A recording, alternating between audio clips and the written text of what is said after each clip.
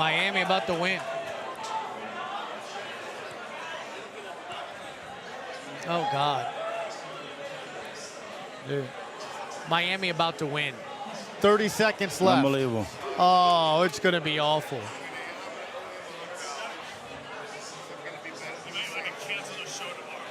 Yeah. Cancel all shows tomorrow. Dude. Miami about to win. 30 seconds left. Unbelievable. Unbelievable. Oh, it's going to be awful.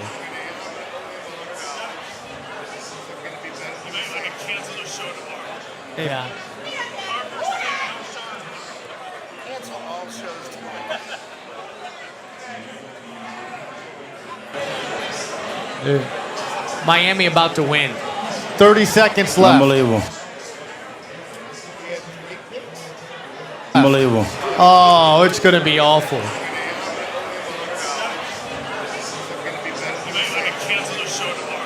Yeah. Cancel all shows tomorrow. Dude. Miami about to win. 30 seconds left. Unbelievable. Unbelievable. Oh, it's going to be awful.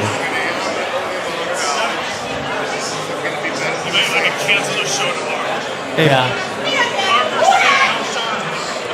Cancel all shows tomorrow. Dude. Miami about to win. 30 seconds left. Unbelievable. Unbelievable. Oh, it's going to be awful.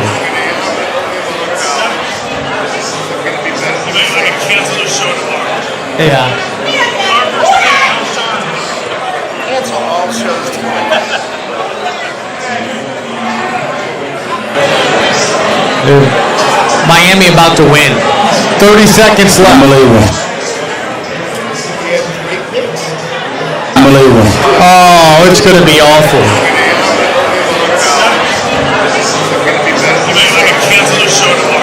Yeah.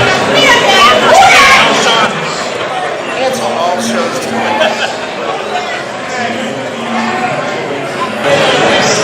Dude. Miami about to win. 30 seconds left. Unbelievable. Unbelievable. Oh, it's going to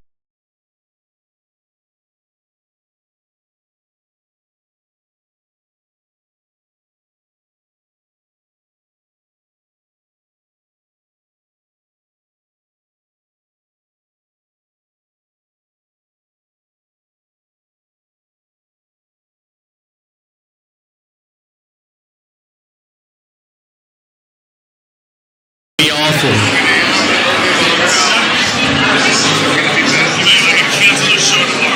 Yeah.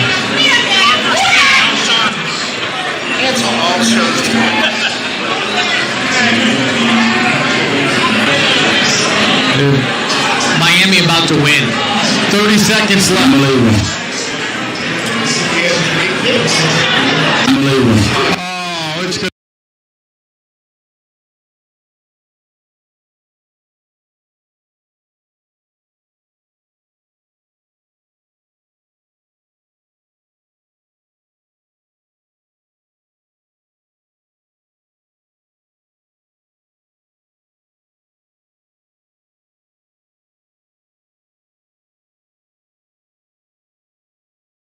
be awful.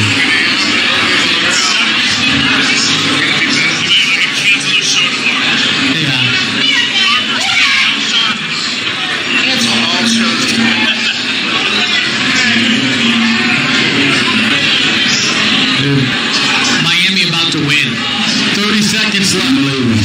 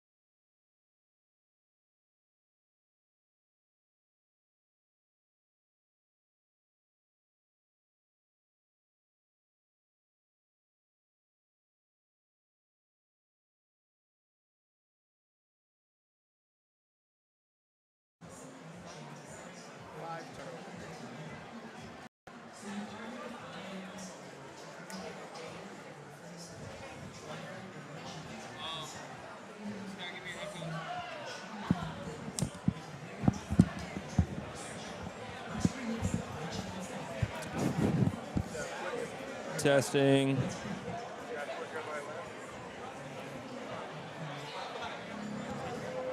Say something?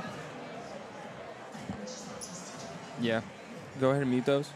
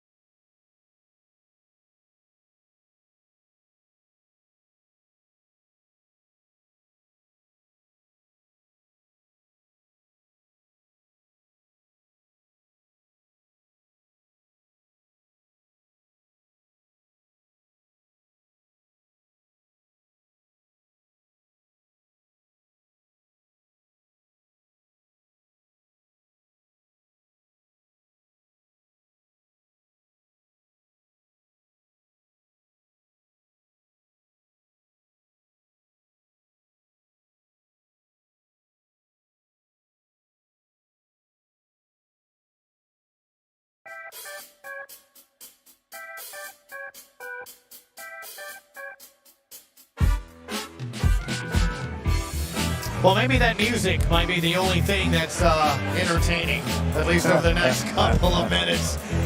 Well, as you can see, we're at the Caesars Sportsbook down the street from the Caesars Super.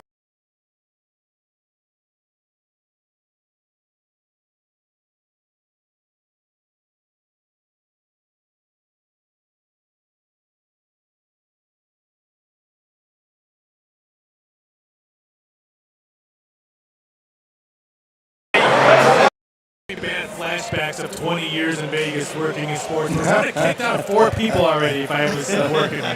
I did get a taste in a sense before we start talking about this game too of what it's like to be in an environment like this as the games are going on. One game in particular, Miami, Baltimore, it looked like we were going to have fun with our buddy Roy, 35-14, 35-7 at one point. There's a gentleman behind me jumping up and down when Miami scored a touchdown with seconds to go. I thought it was Roy. Waving a ticket. And I asked him, I said, well, can you bet at halftime or in the third quarter you can come back and win? Yes.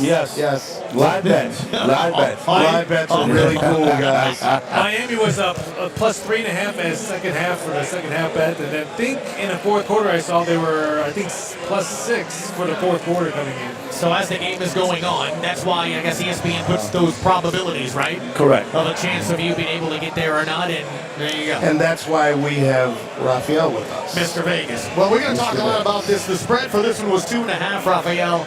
And Easy John, bet.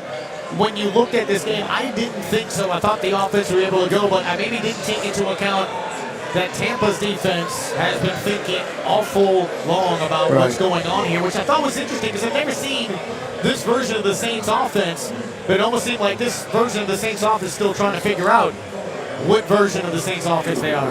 I went to the Atlanta game. The first 3 quarters of the Atlanta game last week, this was the offense you saw today. They have problems offensively, whatever they're doing from a schematic syndrome of what do they want to do. Yeah. They ran so-so, then they don't throw the ball very well. This is not a really good offensive football club. Saints win by defense, and that's what Tampa brought to the table. Look, the Saints Saints won last year, the second game, 9-0. That's 3 field goals in my book. John, let me ask you something. You know, we won 9-0 last year, but this offense has a ton more weapons than that offense had last year, and this offense is worse than last year. Well, that offense last year had a guy named Sean Payton calling the plays. They don't have a Sean Payton calling the plays. They've got a guy who's never called it. I don't care. Everybody says He called it in 12 when Payton was out. I Called don't the get whole season. I do think one thing that's interesting in looking at the stats, again, if you're just joining us, John Forcade, Scott Craig, chef and owner of Katie's, Francesca. Among other things. And here comes the other one. Bienvenue. Yes, there it is. There it is. I call it Bienvenue, and I had to ask to Francesca and, of course, Rafael Esparza at VSI Sports over on Twitter. And he joins us on Monday and Fridays over on the Sports Hangover. One of the things that I look at, what's interesting, though, guys, the Saints had more yards than Tampa Bay. 308 total offensive yards to 260. The Saints rushed for 100 yards, 102. If I'd have told you, John, they had to come in and keep the Bucs from rushing under 100 yards, they did at 72. Passing yards for Tampa, 188. The big number that is standing out, Raphael, right here on the screen is what? Turnovers. 5 turnovers by the Saints. And it really seemed like it was almost in a snowball's little part of the game in that fourth quarter. The pick 6, 2 interceptions, then the pick 6, 3 total picks in that fourth quarter by Jameis Winston. He looked out of sorts. The footwork was all over the place. He did not look or play well today. It was crazy because you were talking about what did they do well. They ran the football well. I kind of liked the game plan of taking Tampa's offense out. They just didn't cash in. The Mark Ingram fumble, the turnover later on with Olave there as well, but they didn't cash in and really have opportunities because I thought the Saints defense played well enough until the end. The same thing happened if you look at last week's game in Atlanta. What did Atlanta do going into the fourth quarter? They played soft defense. Well, that's what you got with Tampa after they went up 20-3. So I don't want to look at the yardage the Saints got for that last touchdown because Tampa Bay said, all right, well, so you score, we get the onside kick, we run the clock out, wait, maybe. So I don't look at that yardage. I understand what you're saying. The yardage, you can't go by all that.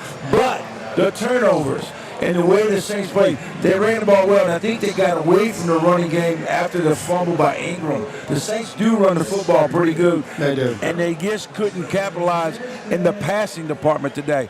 Look, you're going against a good defense. They really missed Alvin Kamara. There's no doubt. There's no doubt. They really missed him.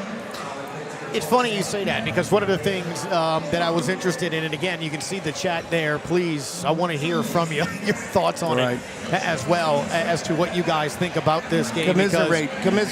You know, look, it's tough to see that you don't have any points in the second quarter. You have no points in the third quarter. Right. And I thought you had some rhythm in some of those drives early on. But again, that Mark Ingram fumble really seemed to The to mistakes kind of take killed that them, and the there. penalties. Yeah. We had penalties at inopportune times. The turnovers, that fumble, that fumble really set us back because they were driving in to take the lead, I believe. Yes. Well, I'll tell you what, guys, the other thing that really is going to be talked about today, tomorrow, the rest of the weekend leading into the matchup in Tampa is going to be the ejection of Mike Evans and Marshawn Lattimore. What happened there? That is years in the making, years in the building for that. And I think one of the things you saw more than anything else, fellas, is hatred. They don't like each other. That's not the first time Mike Evans did that. So let's just start there. Let's go around the room here. Should Marshawn Lattimore been ejected? Because look, Mike Evans, yes, he absolutely, it's a cheap shot. Okay, hold on. Get tossed. But what about Lattimore? All right, I watched the replay. They had Lattimore shoving Evans in the back first. He spun around and took a shot at him. Then he took a shot at Mays. I didn't see that. Yes. I saw him mouthing up, but he hit his hand. No. When he turned around, hit his hand. he shoved him. Go back and look at the replay of it. You'll see both of them needed to be ejected. I mean, ejected in this football game. But it shouldn't come to that. Lattimore knows what happened last week in Atlanta. Right. He's got an attitude issue, and he's just got to. They got to sit him down and say, "Son, you can't do this. You're costing yourself playing, and we need you on the field." As far as Evans, that was brewing for years. They just don't like each other. I mean, what more can you say? HR meeting tomorrow. They were getting into it when Jameis was still on the team. Right, they showed that replay as well. I mean, Look, and here's my thing. There were three things that really stood out to me that I think are going to irk the hell out of Saints fans 22. when they go back and see it. So we're going to get to that in a sec. I'm talking about this play specifically. Oh, yeah. Lattimore gets the stop. Brady's complaining and going towards there and does it. As he goes past Lattimore must have said something. He turns back, and he says something to him. Right. Yes. Like, off, whatever. Yeah, how's your day going? How's the wife? Yeah, exactly. How's your wife? He says something for sure. And then Lattimore starts walking towards him. That's when Leonard Fournette comes in and shoves him. And, John, you know this. Who gets the flag? Oh, yeah, always the second guy. Because then Lattimore shoves Fournette into the face area. That's when you see the back official throw the first flag. Right. While that's going on, Evans comes in and cheap shots him. One of the angles, though, showed Bruce Arians, retired Bruce Arians. on the sidelines. Front office Bruce Arians. Right. On the field, motherfucking Marshawn Lattimore. And he's giving him the business. You see him cursing at him. Now, again, there's no rule you can't go down there and do all of that. But look, it goes to you saying hatred. There's dislike, and you can tell because, Scott, I thought it was starting to affect Tampa in this game. Yeah. That moment there, they were frustrated. You saw early in the game, Brady was frustrated. He's cursing. They went forward on fourth down. Saints let him off the hook. You can tell it was weighing on them, their lack of success. They didn't score in the first half. They were finally getting points, 106 minutes, 104 what was minutes. the score when those personal fouls, when those ejections happened? What was the score? Oh, man, I don't know, but I think it was 3-3. Yeah, it was definitely 3-3. It changed the whole, totally. It just you would pissed them have off. thought the Saints would have bounced back with it, and the thing is, you didn't, to an extent. So 22. That fumble hurt, That fumble really hurt, and I just think there's something lacking on this team. Right. Whatever John said. He's so. I'm not. I am a huge Dennis Allen fan. I don't know Carmichael. It's not about Dennis Allen. You made it come. They had the weapons offensively. Well, if you got the weapons offensively and you don't use them, look, the coach can only call a play. Somebody's got to execute the play, and where does that execution first start? The guy who's wearing number 2. He stunk it up today. I'm going to be blunt and honest as can be. And then don't tell me, he's got 4 cracked ribs. Come on, guys. Ain't no quarterback going to be playing with 4 cracked ribs. He might have some bruised ribs. I know he's got a bruised heart right now. But overall, I'd like to see how this team reacts to this. That's good. Because this performance was really sad. So Jay Glazer this morning. Defensively, they hung in there a bit, but what did I say last week who was going to win this game? Well, Jay Glazer this morning and Schefter and everybody else came out and said what the issue is he has 4 fractures in his back. So it's not the ribs in his back. It's the little nods on his back. No risk of further damage, but he's playing in a lot of pain. Oh, okay. Now, but don't use that as an excuse in this report to come in here going forward. I don't want to hear Coach Allen and everybody say, well, our quarterback is hurt. Pull him. If he's playing my all take is this. You're playing in a football game, then that hurt stuff is out the window. But let me ask you, as a quarterback, just throwing the football, because we saw a lot of the inaccuracy today. Yep. One of the interceptions, he was open, air mailed it. That's where he tends to kind of go. But he just never looked comfortable with his feet today. A lot of happy Well, he feet. didn't look comfortable in his feet last Right. week. Last week he had happy feet. Yeah. For some reason, we didn't see that last year, the happy feet. He was relaxed. He was in the pocket. He was throwing short completions. He wasn't really taking any chances because the Saints were pulling him back. Today, he took some chances last week and it paid off. But today, there was something different. He overthrew receivers 5-6 yards pretty easily. You know what? They never said he was the best accurate thrower out there. He's got a cannon for an arm, but his accuracy wasn't the greatest. No, it That's wasn't. coming out. But today you can see that he's jittery in the pocket. Sometimes you do that because you might be hurting a little bit. And you don't want to get that shot. But in that case, you got to pull a guy. If you're in a game that close, and you can go to your backup, who's a 14-year veteran, play him. But, it's only the second game of the season. You're going to pull your starter If he's in hurt, the second game of the if he's season. hurt. Well, Scott, if the guys- it seemed like they've been trying to hide that. Maybe then- they didn't then want who- to admit that he was hurt. Then whose fault's that? They better never come up in the press conference about him being injured or hurt.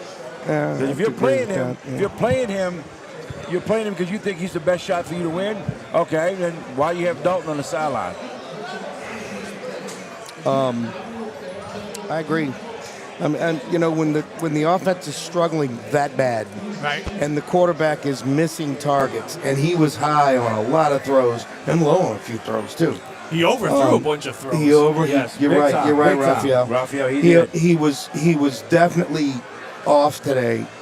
I mean, I don't know. I've never been a football coach, but I mean, I want to consider putting something else in to give this team a spark.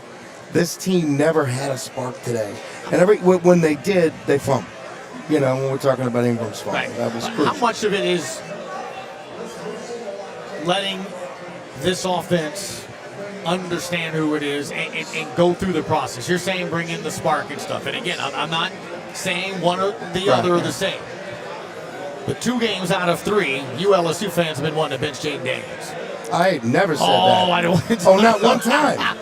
I'm Gosh, just go saying. back and listen to I'm the just shows. saying. I'm just saying. I never said bench Jaden Yesterday, Daniels. Never. Same thing. Guess who Coach Kelly gave the football to yesterday?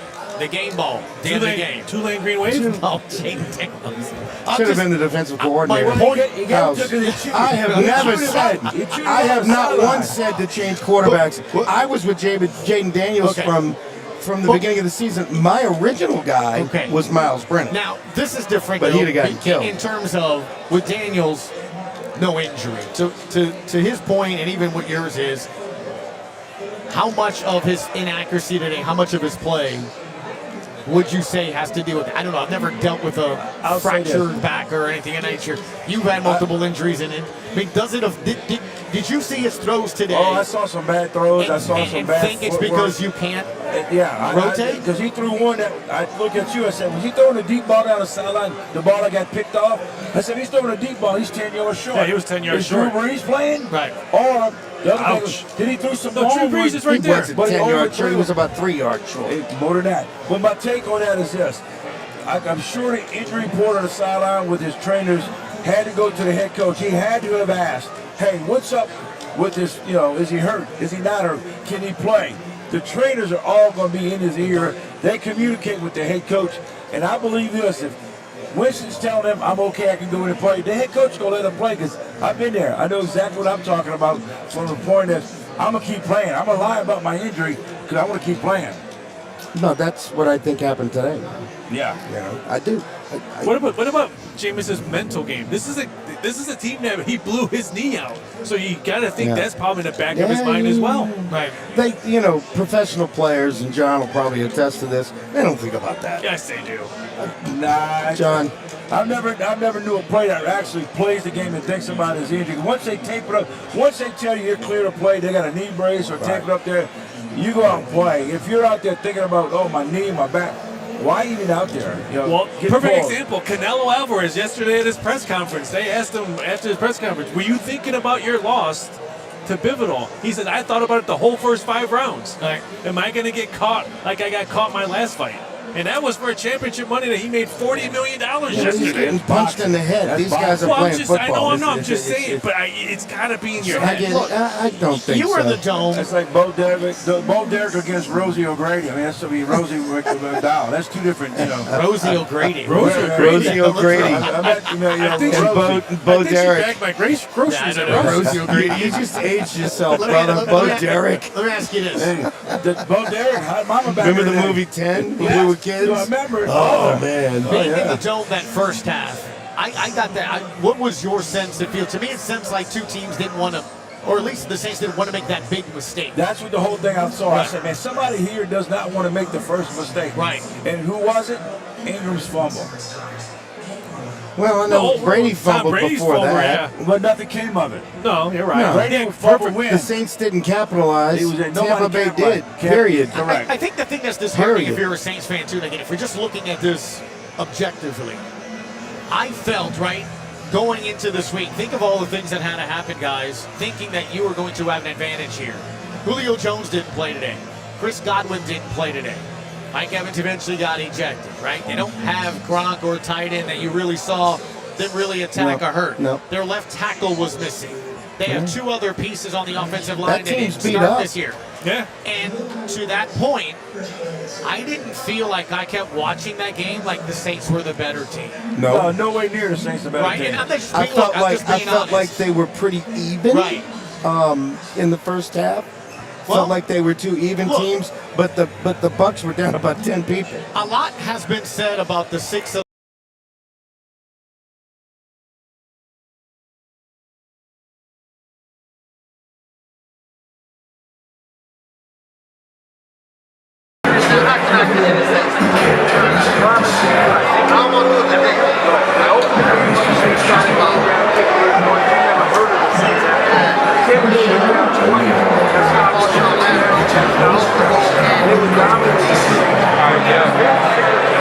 Twitter and Facebook.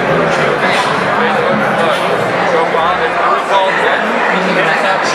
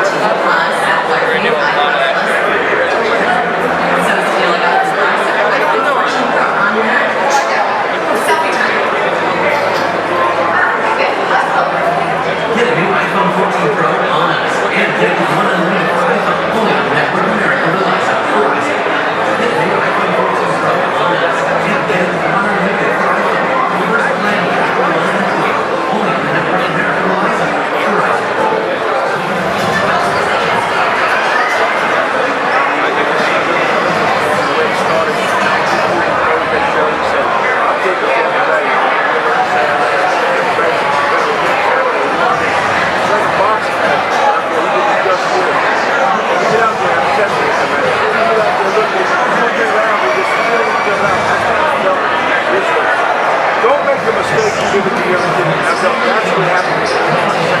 As this game went along, they got a little more. Where was Hill? They played a couple of series that was it. Where was he at? That was it.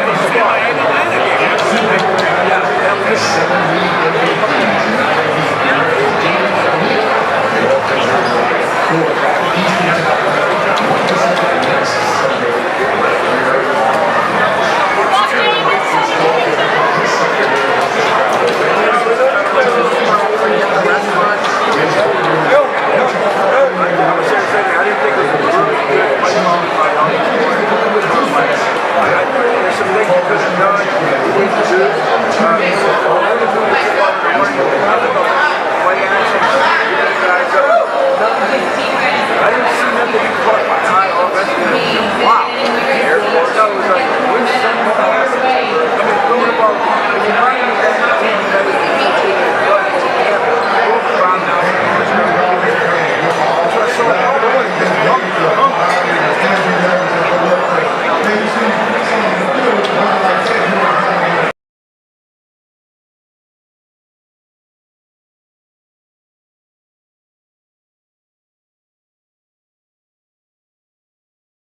issue and try to create a play. You know, a little further, a little sooner, maybe you could have split both. They had room, they had space. But that's kind of what it looked to me where, we're listening to Deuce, we're listening to other, in the in-house here, and everyone's like, they're going to have to take shots. Yeah. And I think that starts playing your head too. You're looking at the clock. You only have 3 points. In order to open it up for everybody, you have to do it. I think that one, that's what it felt like to me. I got to try to force the issue, make that happen. I wonder, again, on that other one where he had, I think it was Juwan Johnson open there. Yep. Airmailed it, but he was backpedaling away from pressure. He could have just stopped, settled, and done it. He's never been one to have good feet work. I noticed that over the years. He throws flat-footed.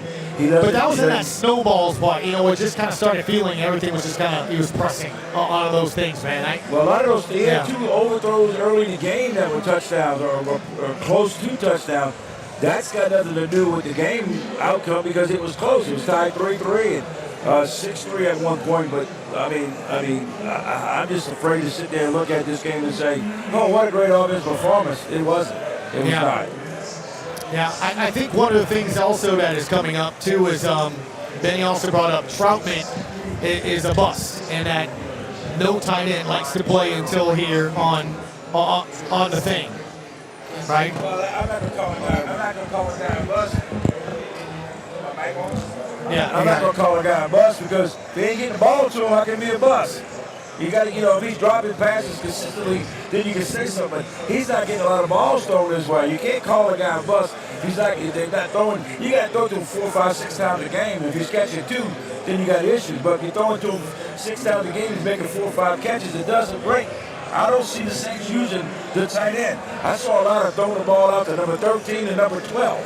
There were a lot of tight end. There wasn't even a lot of running back. That's where you miss Kamara.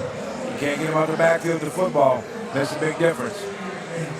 Like I said, I think one of the things that will be interesting moving forward is what do you do on the offensive end or something. But defensively, again, you kind of frustrated them, and, I think you did as good a job as you can. That said, Scott, here's your moment. Which part? Here's your moment. Today was a day that I legitimately found myself saying, you miss CD Deuce.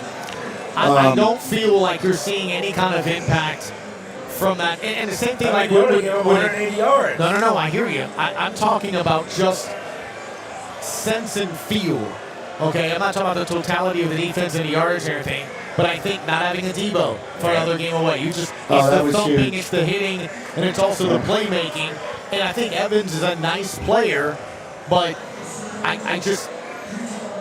don't know. To me, 22 made an impact. I don't know. This defense gave up 17 points today. They played well enough to win. The offense didn't do its share. I mean, you gave up 13 points, if I'm not mistaken. What was the over-under, or just yardage predicted, I guess, through this game for the offense? Over-under overall for a score wasn't that high, wasn't it? No, 40s? It was in the 40s. Right. It was supposed to be a low-scoring game. It opened up, I think, around 46.5. Got bet all the way down.